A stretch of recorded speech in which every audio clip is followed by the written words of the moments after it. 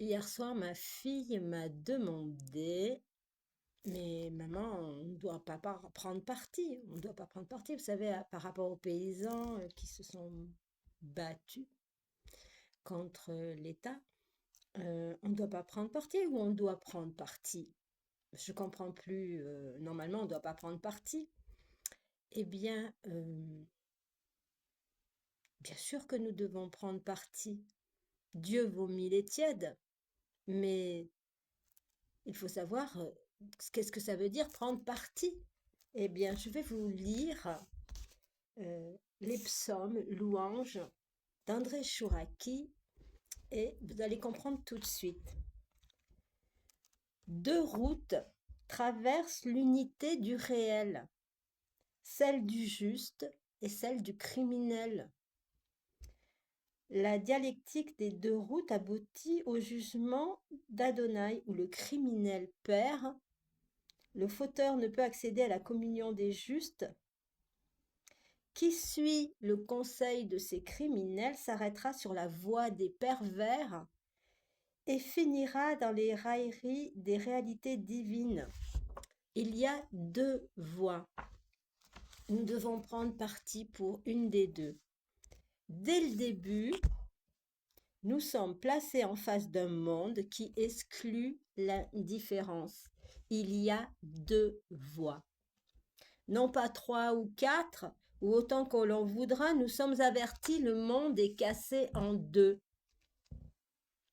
Le choix devient nécessaire. Il est l'exigence et le risque de cette brisure. La route des ténèbres et la route de la lumière se partagent l'universalité du réel. Nous sommes au seuil d'une science qui se sait la plus vraie et se veut la plus exhaustive. Deux voies inégales et ennemies, mais qui coexistent dans le temps et dans l'espace où elles définissent la frontière d'une guerre. Sur cette ligne s'inscrivent les déchirements de l'histoire.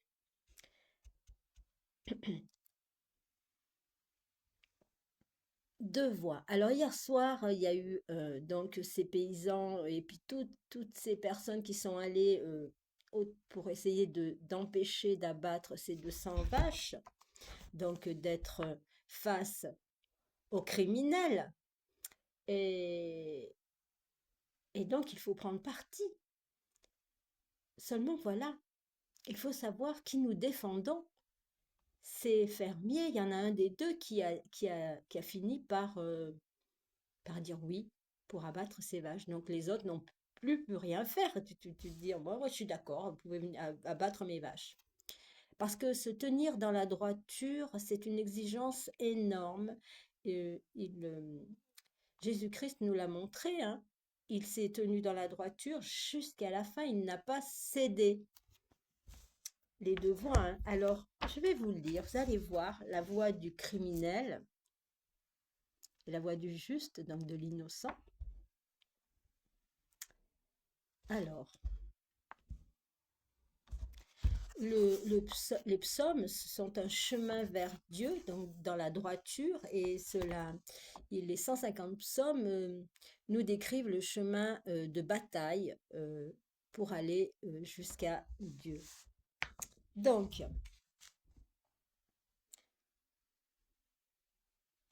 la scène des psaumes est l'univers tout entier, les cieux, la terre, les abîmes et l'enfer, le temps y rejoint l'éternité, et l'action se déroule du commencement à la fin du monde. C'est un écrivain sublime qui anime ce drame dont l'enjeu est l'accomplissement et la libération de l'homme. Hein, nous sommes ici pour nous libérer de l'esclavage, mais de l'esclavage de qui? Les deux acteurs de ce duel aux frontières de la vie et de la mort et qui s'affrontent du commencement à la fin sont l'innocent et le révolté. Alors le révolté, ça veut dire le révolté contre Dieu et ses lois de bonté, contre la bonté. C'est le pervers. Tous deux disent non. L'un refuse la voie de lumière et l'autre des ténèbres. L'un dit non à l'iniquité du monde, l'autre à la pérennité d'Adonai. Ces refus se situe à la source de la tragédie, le conflit de deux négations contradictoires qu'une liberté permet, définit l'axe où l'horreur assaille et meurtrit la joie. Sur la voie d'iniquité, nous ne tardons pas à rencontrer le prince des ténèbres.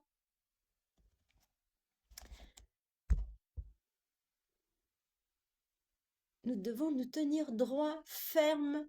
Alors, on n'est pas obligé de crier au monde entier comme on dit non à cet état de servitude dont on veut nous mettre, dans lequel on veut nous mettre. Il suffit de dire non depuis le début. Comment dire? Je ne vais pas le crier sur YouTube, mais j'ai su dire non et je sais dire non à tout. Je ne vous dirai pas comment. Donc, le psautier constitue une carte d'identité redoutable qui ne comporte pas moins de 112 noms, surnoms, titres et qualités. Essentiellement, il est le rachat, celui qui ne peut affronter le jugement d'Élohim, le pervers, le criminel. Vous allez voir comment dans les psaumes, on nomme celui qui s'oppose à la bonté, à l'amour, à la miséricorde.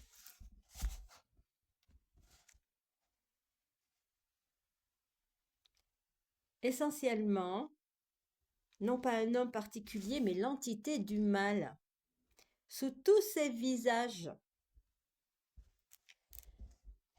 C'est Satan, vous allez voir.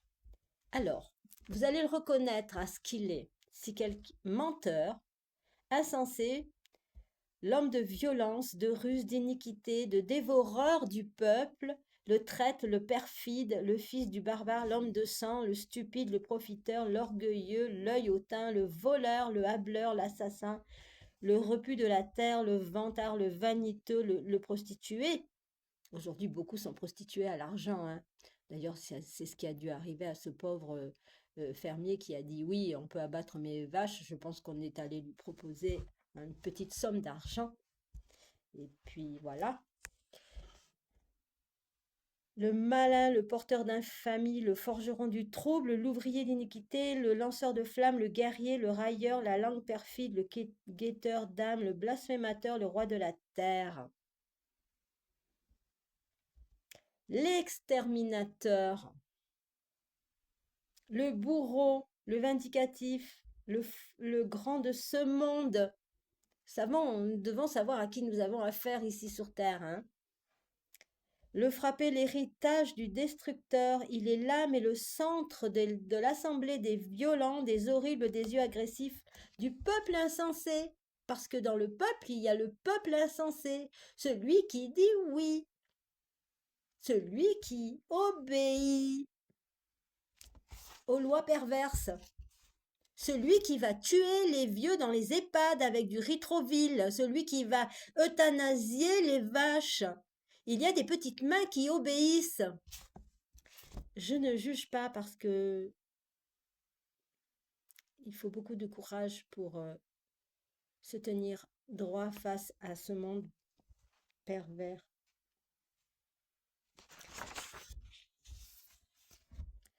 Donc, je continue sur les noms de ce personnage, de cette entité du mal. Il est l'opulent, le riche, le spoliateur, dans les psaumes, l'ouvrier du crime, l'enflé de cœur, le criminel de la terre, le féroce, le forgeron du néant, et nous en passons. Il est l'ennemi de la justice, l'oublieux d'Élohim, l'oppresseur, l'adversaire de la paix.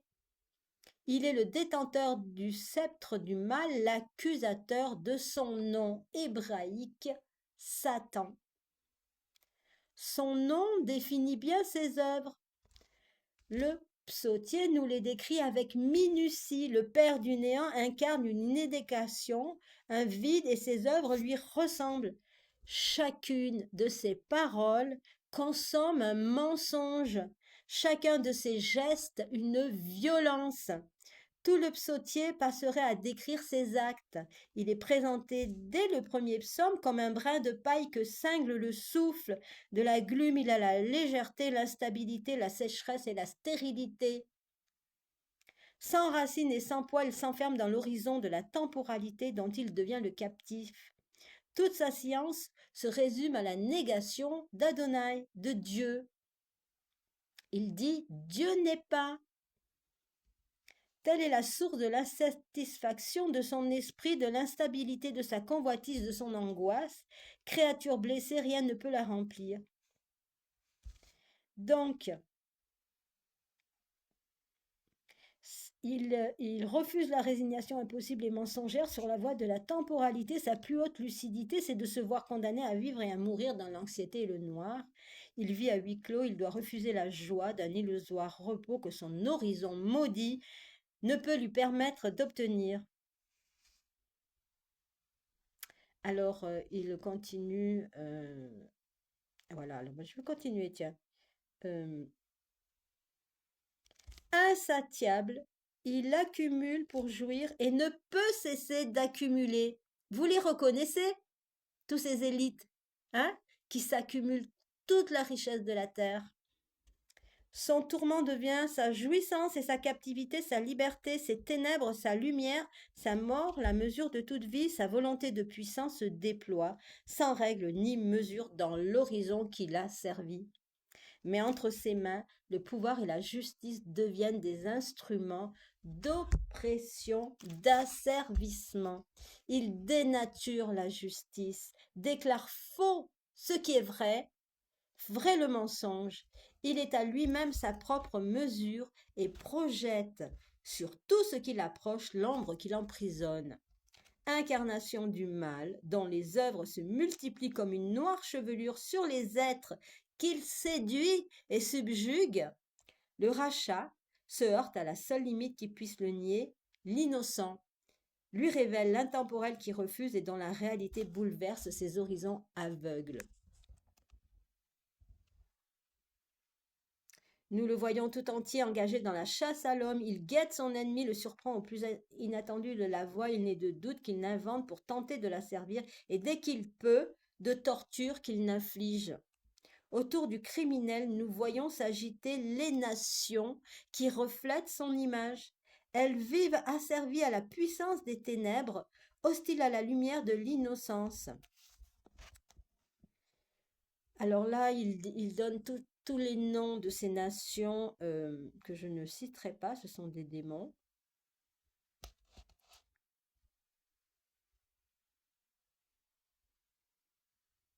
Tous ces gestes sont notés sur le vif par l'œil contemplatif qui ne cesse de le voir, la main qui frappe et qui tue, le bras qui s'agite, le pied qui écrase, le talon qui fuit, le sang qui ruisselle, le cortège des douleurs, les mâchoires qui grincent, et ses armes, l'épée, l'arc qui crie sous le bras qui le ploie, la flèche qui part, siffle et tue au loin. Le tumulte des chars, la menace des hautes tours, des enceintes fortifiées. Les hurlements déchaînés, le galop des chevaux, le râle d'agonie au crépuscule des combats. Un cri domine le tumulte, Dieu n'est pas. Et dans cette guerre fantastique, les retrouvés n'ont jamais devant eux qu'un seul ennemi, nu désormais criant qu'il n'est aucun secours dans la violence, sanglant et tourné vers Dieu seul. Lisons bien nos psaumes, il n'est d'autre guerre que celle du révolté contre l'innocent, du révolté contre Dieu, hein. Attention, hein. Pas du révolté contre le mal et Satan. Il n'est d'autre guerre que celle du révolté contre l'innocent, ni d'autre défaite que celle du révolté devant l'innocent. Alors, il continue sur des pages et des pages, mais donc vous devez prendre parti pour la droiture, la justice, et la droiture et la justice, c'est Dieu, c'est son chemin. Il n'y a pas d'autre chemin. Dans les évangiles, le Christ nous le dit. Il est allé jusqu'au bout, il s'est laissé tuer parce que ce qu'ils veulent, c'est nos âmes. Ils veulent nous briser pour que nous plions genoux et que nous leur obéissions, que nous devenions leurs esclaves et qu'ils s'emparent de nos âmes. Ils ont touché nos sangs, ils ont mis du poison dans le sang. Le sang, c'est l'âme. C'est Adonai, c'est Adam. Adam, ça veut dire le sang de Dieu. Alors, quand on voit le nombre de personnes qui ont accepté tout ça, je peux vous dire qu'on se pose la question de savoir à qui on va aller défendre. Alors, peut-être, c'est très subtil en fait cette histoire, hein, de savoir qui on va aller défendre sur le terrain. Puisque, regardez, même Jésus, lors de la dernière scène, il y avait tous ses apôtres. Et il y en a un pour 30 pièces qui l'a trahi.